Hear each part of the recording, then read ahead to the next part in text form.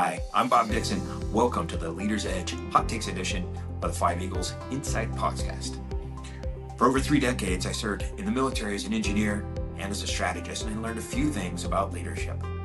We know that it goes beyond theory. It's about real-world application. So in this series, sponsored by Five Eagles Leadership, we feature industry leaders and share their leadership journeys with you. My mission's simple. It's to help you become the best leader you can be. Now, if that sounds like something you're interested in, make sure you hit the subscribe button so you never miss an episode. If you'd like to be considered as a guest in upcoming episodes, please go to 5eaglesleadership.com/interview and apply today. Now, let's get started.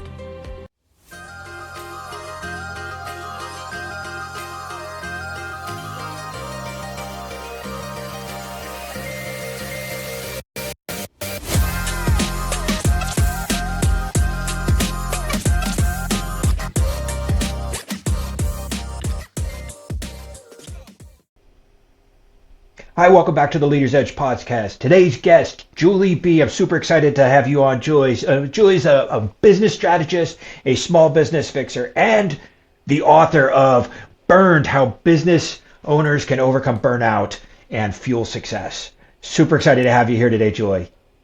Bob, I'm looking forward to this conversation, and I'm ready to take a crack at it. Awesome. Well, listen, I love what you do. You and I are kind of in the same business of helping business leaders be their very best. And I love talking to people who are in our industry because they're generally helpful people, right? We have this heart for helping other people. And so I know, just having read your bio, that is the kind of person that you are. So I just want to, how'd you get to now? Give me like the overview of what in your life happened to bring you to this location and this time and this success. It's really a full circle moment for me. In today's world, I basically serve as a fractional CFO and COO for small businesses, usually between like 3 million to, I'd say, about 20 million in revenue. And that has really come about through a journey that started with me graduating from accounting with 2 degrees in accounting to running small businesses for close to 20 years now.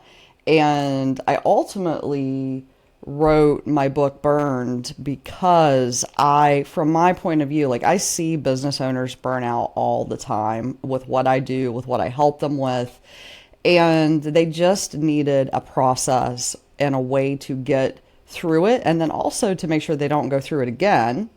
And to also, learn from the lessons that they went through in burnout so that they can build a more successful future for themselves. So I have a unique approach to all of these things that I do. And it's really kind of I bring a lot of different skills to the table. But at the end of the day, I just want to make sure business owners don't burn out because we need them. Our economy needs them, our communities need them, our world needs them. So that's really my mission and my goal.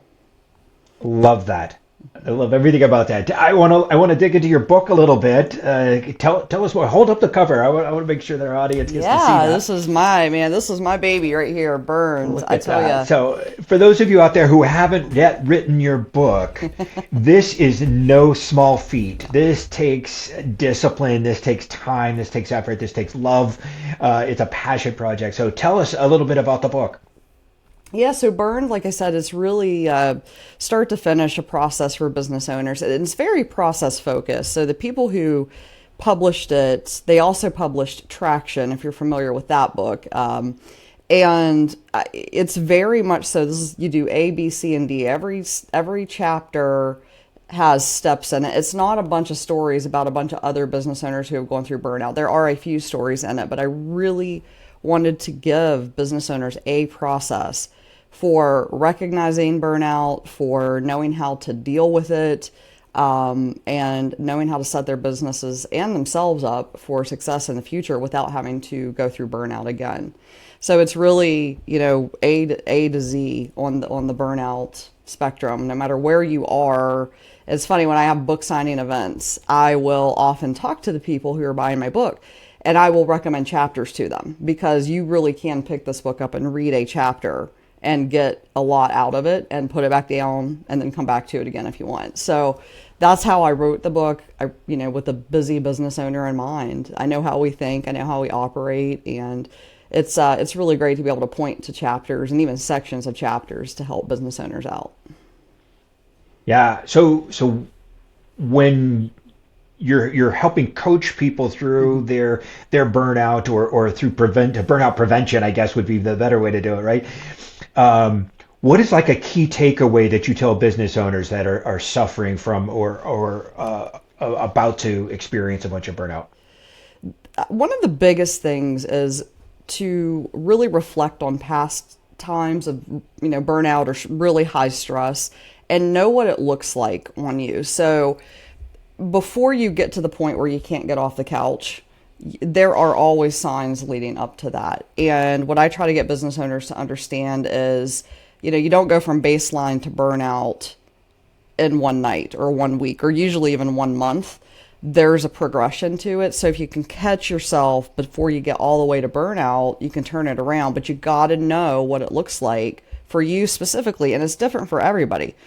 How burnout signs and red flags show up for me, it's going to be different for somebody else. So you got to really know what it looks like for you. That's the biggest piece of advice, and kind of a tag onto that is if you can measure it, that's even better. So things that you already track, that's what I usually start with business owners. Like, what are you already tracking in your personal life or in your work life?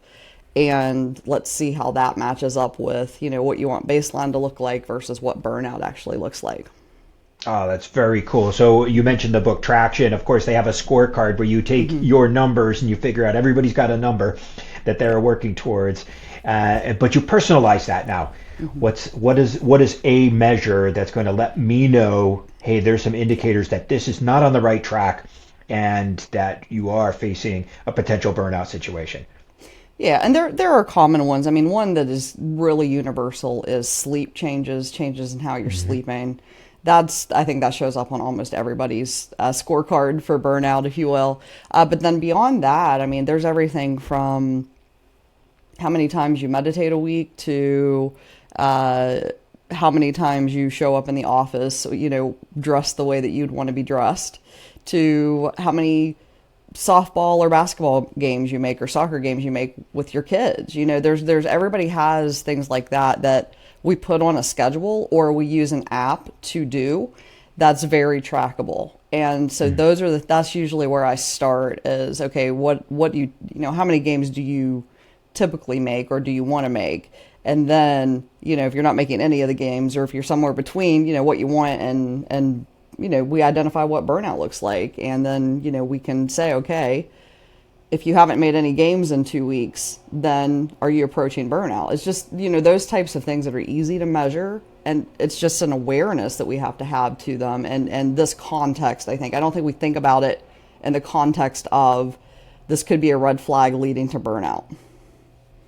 I think that's really, really insightful. I think, we have particularly high performing leaders have metrics that they keep track of all the time. They know how much revenue they have. They know what their cash flow looks like. They know what the profitability of whatever it is that they're doing looks like, and they keep track of that very carefully. And then they forget about themselves.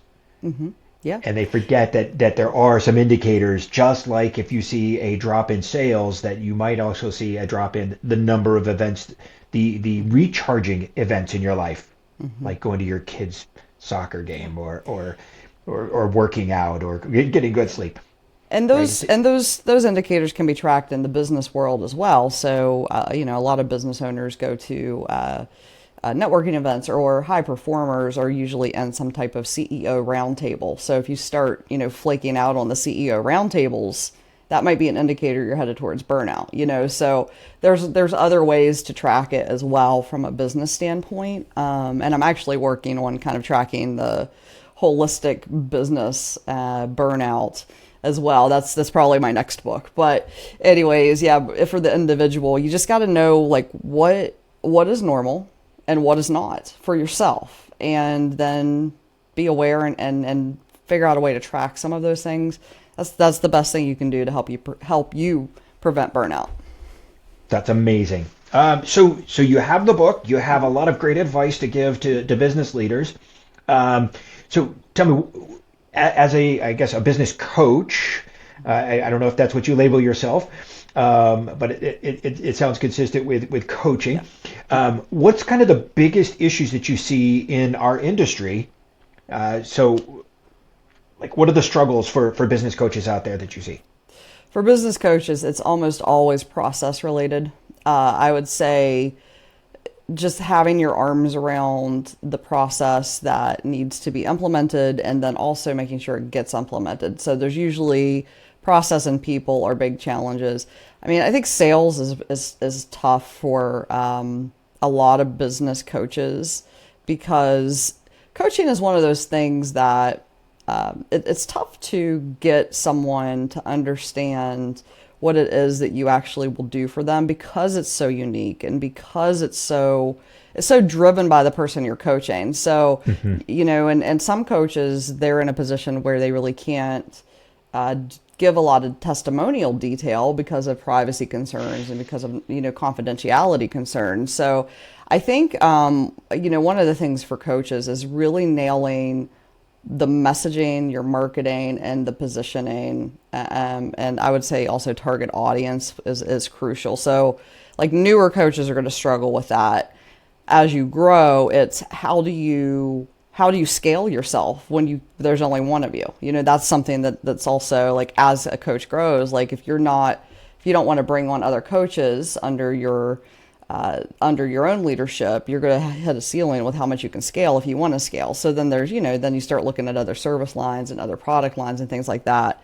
So I'd say on the early end, it's, marketing, sales, targeting, all of that. And then as you're growing, it's usually people and process and how do you scale? How do you get beyond yourself without Yeah, losing the essence of you and all of yeah. the things that your name is on? So how did you tackle that challenge as you grew? Yeah, so I've had an interesting ride. I before this I ran a marketing agency for 15 years, and that was a little bit easier. But it still people still wanted to talk to me. I mean, um, it was really hard to have that line split between this is what I do and this is what my team does. And the way that I approach it and the way that I approach it now is differently. So the way that I approached it then was very much so I had to get myself out of all of the processes. Like I had to stop even from the sales point because if I made a sale or if I was involved in the sales conversation, it was really hard to for that person who became a client to not want to come to me with things too. And I was always like constantly just training the client of you're going to get a faster response from my team. You're going to get a better response from my team. They're in it every day. They know you're like, I am not in it every single day. So I think part of that can also transfers over for coaches. You've got to get like, if you are, for example, selling mastermind groups, the level of service you provide in a mastermind group is different than what you're going to provide with a one-to-one coaching experience. So you have to really have boundaries and you have to very, very clearly communicate those boundaries to your clients from the start in the sales conversation. And as soon as a client, as soon as they kind of cross a boundary. So for example, if your one-to-one coaching clients get access to you via text, but your mastermind groups don't. Like as soon as you get a mastermind group person who texts you, you have got to be able to say like, hey, I appreciate the text. This is something that I only do with my one-on-one clients. You can send me an email or like whatever the support structure is set up for your mastermind group, or we'll talk about it on our next session. Just make sure you bring it up, etc. You can't let that go at all because if you let that go one time, it is over. So the scope creep, I think the thing that I brought from the marketing world is knowing all about that scope creep and really being very explicit in the expectations and then also like pushing back when a boundary is crossed because they will get crossed. And it's tough. I mean, some masterminds are, tens of thousands of dollars to be in and but you gotta, as a client, you gotta also understand what the rules are. And if you want that one-to-one service, you gotta be willing to pay for it. So Right. it really just depends, but you gotta know, you as the coach, you have to know what the boundaries are and you gotta be able to enforce those boundaries. And if you can't enforce them, you gotta make sure you have someone on your team who can and who does it on your behalf. Yep. Absolutely, and I think that's great advice for leaders in independent of the industry you're at. Is boundaries, extracting yourself from the process as a leader, right? So if I'm the action officer for something, then there's something's gone horribly wrong. Right? There has to be somebody between Yeah. me and that problem, so that I can objectively sit back and say, okay, the process is or is not working. And is it a problem with compliance with the process, or is it a problem with the process itself? But if I'm in it doing it, I can't be objective like that. And and it depends on how you're structured. I have made the choice, at least in this part of my career, where I really enjoy being in there with the client. I do a lot of what I do is it all comes back to burnout. Even though my services, I now classify more of like the fractional CFO, COO person. I would say 9 times out of 10, the business owner, even business owners who are running like $10 million businesses, are still doing they're CEOs at that point, but they're still doing way too much. They're way too involved, and mostly a lot of what I do is like, okay, you're going to let go of this. Like, I've come in, I've assessed your Yeah. team. These are the people that we can trust. You need to let them own this process. Like, you got to let go of these things so that we can scale the business from 5 million to 20 million, whatever it is. The CEO can't do that if they're hanging on to everything. And the same thing is said for coaches. It just depends on where you want to go. There's nothing wrong with having a coaching practice where if you really love the one-to-one with your clients, do that. Just make sure you're getting paid, well to do it. But if you love the one-to-one work, do the one-to-one work. Maybe you create a course on the side, or some, downloads, or maybe you have like live events or webinars a few times a year that other people can experience you. But if you really want to do the one-to-one coaching, there's nothing wrong with that. I think that then you have to look at like, okay, you got to get everything else off your plate though. Like marketing, you got to look at like all the other things that a business owner and a coach does for their business. You got to get all of that off your plate in order to be able to service the client. So I think one of the biggest things for coaches specifically in that role is just almost I would say at least twice a year evaluation of what you're doing and what you should delegate, even though you may not want to delegate it.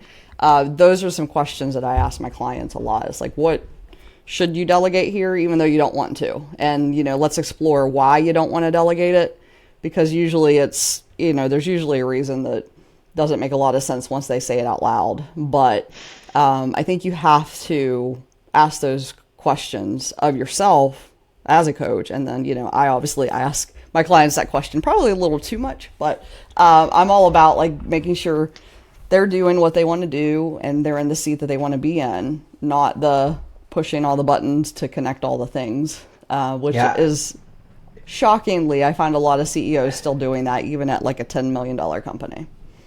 Without a doubt, Yeah, without a just doubt, and I see that almost everywhere is the inability to separate from the nuts and bolts thing to elevate to working on the business and not in it. yeah. And as a senior leader, you should be able to make that differentiation and realize that if you're not keeping a person between you and that problem, then you're probably contributing to that problem. Yeah. And you've lost your objectivity. So I wrote down the word extraction. That's what I think you're helping people do, is extract themselves from the nuts and bolts piece of it. Well, and sometimes it's hard to know, most of the CEOs I work with, they started the business. They're the founders. Right. And, nobody really, there's a lot of classes, there's a lot of, there's so much content out there that you can listen to, but there's rarely like really good industry specific freebie content that these CEOs can get their hands on, or even paid content. Sometimes they may not find it really applies completely to them. And so I come in, and my first thing is like, I talk to the CEO. I'm like, give me the lay of the land. Don't hold anything back. I'm not going to judge you. Like, this is not this is a completely judgment free zone. Like, and then the other question I always ask the CEO is, who do you think is working for you and who do you think is not? Like, in terms of your team, what are you feeling? And it might just be somebody's on the wrong seat, somebody got moved. A lot of these businesses, they start with they start with a core team of people, and then as they grow, that core team gets stretched beyond their natural gifts, or beyond like what they're actually good at doing. And so there's a lot of times a restructuring that has, like, a pulling back and removing and changing, that is really hard for the person to go through, the CEO to do that. They often need the coach, or whatever. Some people call me a coach. Some people call me, strategist. I do so much high level financial and operational work that the fractional CFO and COO tag really works for me.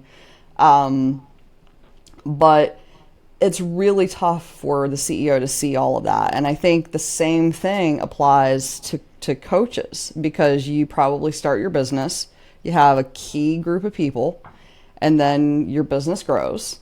And then you're like, okay, is this person really, like, sometimes your business outgrows those key people, which sucks. That's a hard thing to go through. That's like the worst thing to go through, is when the people who got you there are not going to get you to the next spot. And so, but those are all, it's one of those things where we know this as coaches. We go out and talk with our clients about this, but doing it for ourselves is that's a whole different story.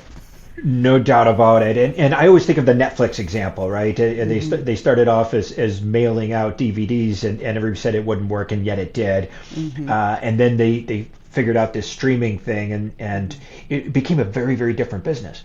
Yeah. And the old school employees that helped start the business, that are like, no, we still got the DVD things going out in the mail, right? And they could never have transitioned into the behemoth that they became if they held on to that mentality. And so there were people who just could not make the leap, didn't have the talent, or didn't have the skill set, or the desire to see it to the next level. And they had to part ways. And I know that was very, very difficult for them. But I see other smaller businesses experience that same cycle of, we used to do this. The world changed, the market changed, we changed with it. But some of our people didn't, and they had to part ways. And that is so difficult, and it's so difficult to see, which is why having somebody like a fractional CFO or CEO or a coach come in and be objective about it and say, look, this model that you had in the past no longer serves the purpose of this company today. And many of us can't do it on our own. We can't see ourselves clearly enough all by ourselves. We need that help. You got to have that perspective, and you can't. It's so hard for the CEO who has started a company. I'm speaking from experience. Who has started a company, who's grown it to 7 figures, and who is sitting there like, I got to let go of my right hand, or I got to let go of the person who's been my right hand.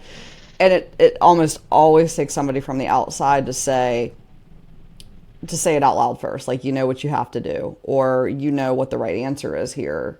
And it's going to hurt either way. It's going to continue to hurt if you keep them. It's going to hurt less over the long run if you let them go. And, make it a good exit, make it the best exit you can make it. That's the one thing that I always tell CEOs on that particular point is, 6 months down the road, if nothing changes, how much more is this going to hurt? Like, you're not only hurting your business, you're hurting everybody else in the business. And this person probably knows that it's not working out as well. They're just not saying it. So it hurts everybody to hang on to people who aren't the right fit anymore. But it's such a painful thing to go through as a founder with that initial core team.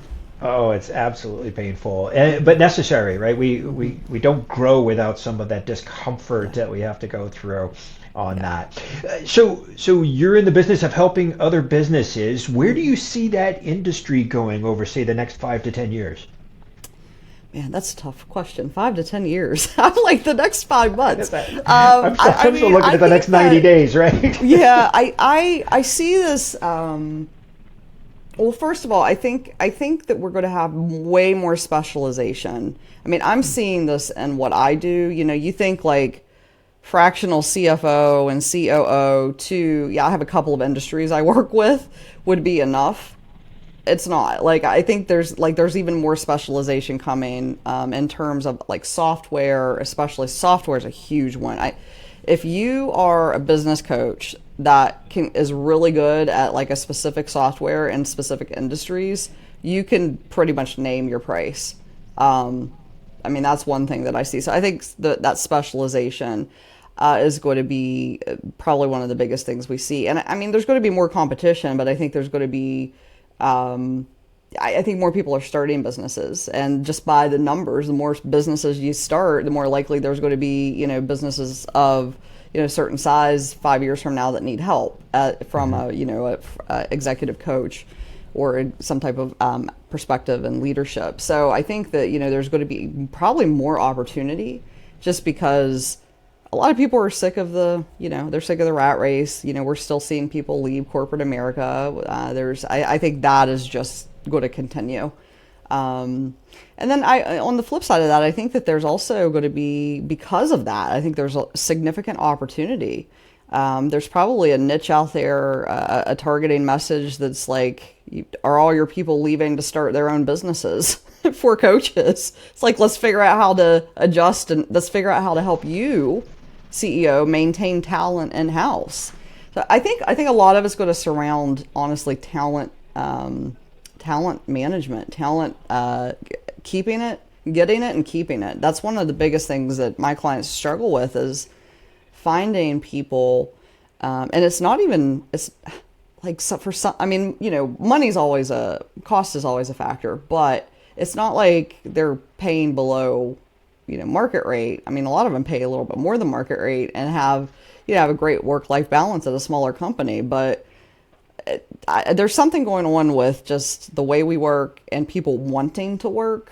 So I think that coaches who can really specialize who can offer some type of specialty in maintaining talent, growing talent, that's going to be a really critical industry. Like if I was starting another business, that would probably be the route that I would take if I was looking for another offer or niche or to go into. So, and I'm so glad to hear you say that. I'm a leadership coach, is my fundamental business, and what I help leaders do is hold on to their talent by treating them in a way that they want to stay. I love the Richard Branson quote where he says, you train people so that they can go work anywhere, and you treat them so they'll stay forever. So, Brilliant. I fully believe in that, and I think there's a lot of leaders that get put in leadership positions that don't have that mentality and haven't been coached into that mentality, or they just don't know how to do it. What does taking care of people actually look like? I think one of the biggest mistakes I've made as a leader, and the one thing that I'm always on the lookout for when I go into clients, when I work with new clients, is have you forced anyone into a leadership role? Because not everybody wants to be a leader, and I think as leaders, that is something really important to know about your people. Like, do they even want to lead others in the workplace setting? Do they want to? I mean, people become specialists and make a solid salary without ever becoming a manager and a leader. So not that those two are the same thing, but usually, manager, that title usually comes with direct reports. But I think that is one of the biggest things you got to know about your people is, do they even want to be a leader before you promote them? And even you going into your clients, like that was the first question I would be asking: did you ever want to be a leader, or were you just put into the spot because you were really good at your job? why do you want to be in a leadership role? Yeah, right? like why? Or even do you, right? Beyond money, why do you want to be? Like, forget the that's usually what it comes down to, right? Yeah, forget the promotions. Why do you want to lead? The structure within a lot of businesses don't have a way for you to increase your income without taking on a management or a leadership role, and I think it's a huge blind spot for a lot of companies. And what you end up doing is you promote a technician into a leadership role, and they hate it, and they don't. My favorite example is when I ran a Corps of Engineer district in the Army, and we took a designer, somebody who was really good at designing bridges, for example, and he was the best person in the design section.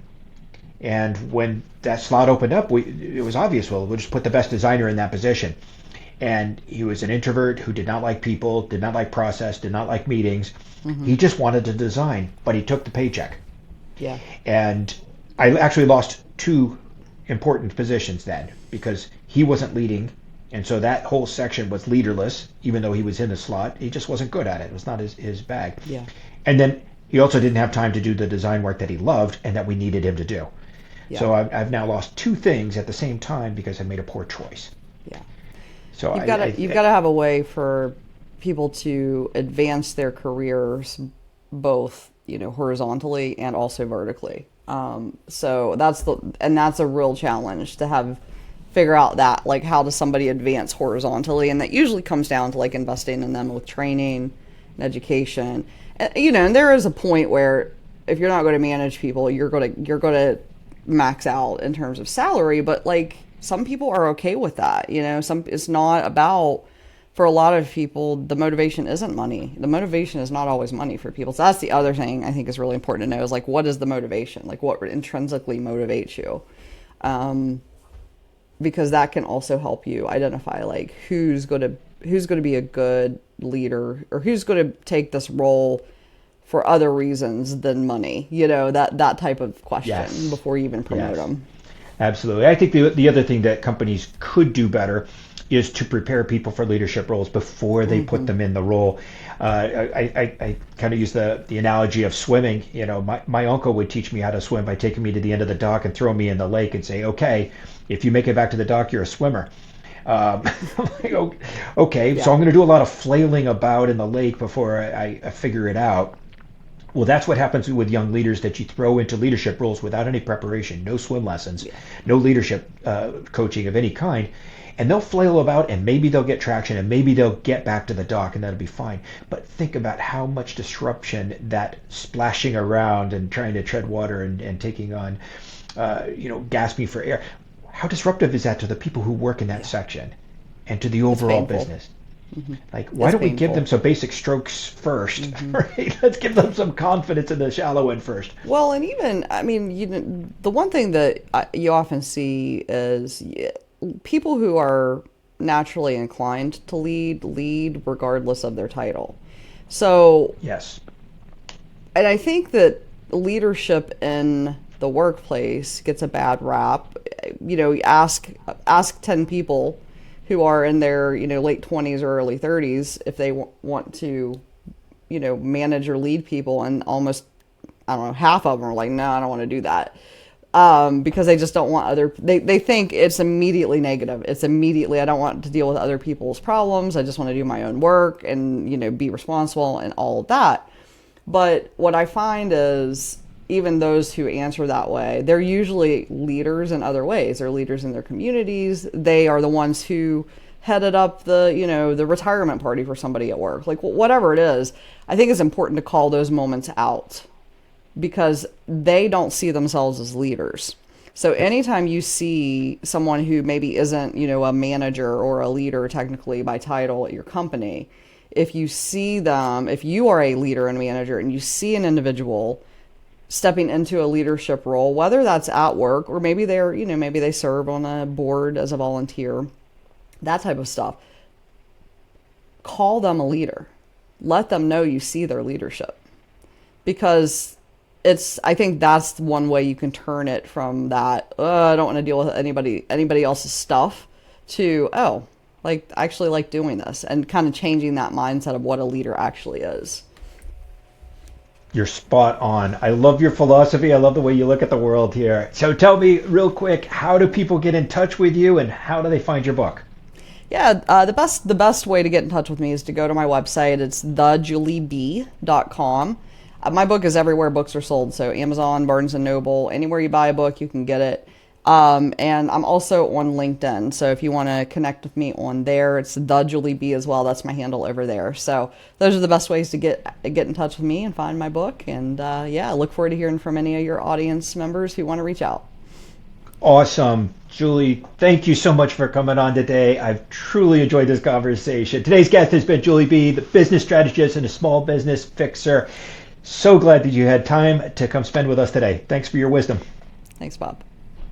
Hey, thanks for tuning in to the Leader's Edge Hot Take Series. I hope you found today's insight meaningful, valuable, and that you're ready to put them into action. Now, if you enjoyed the episode and want to keep improving your leadership, be sure to subscribe so you don't miss out on any future episodes. I post new content every week, packed with strategies, tips, and real-life examples to help you lead with impact. And remember, great leadership isn't just about guiding others, it's about continuously growing yourself. If you'd like to be considered as a guest for upcoming episodes, please go to 5eaglesleadership.com/interview to apply today. Keep pushing, keep learning, and I'll see you in the next episode.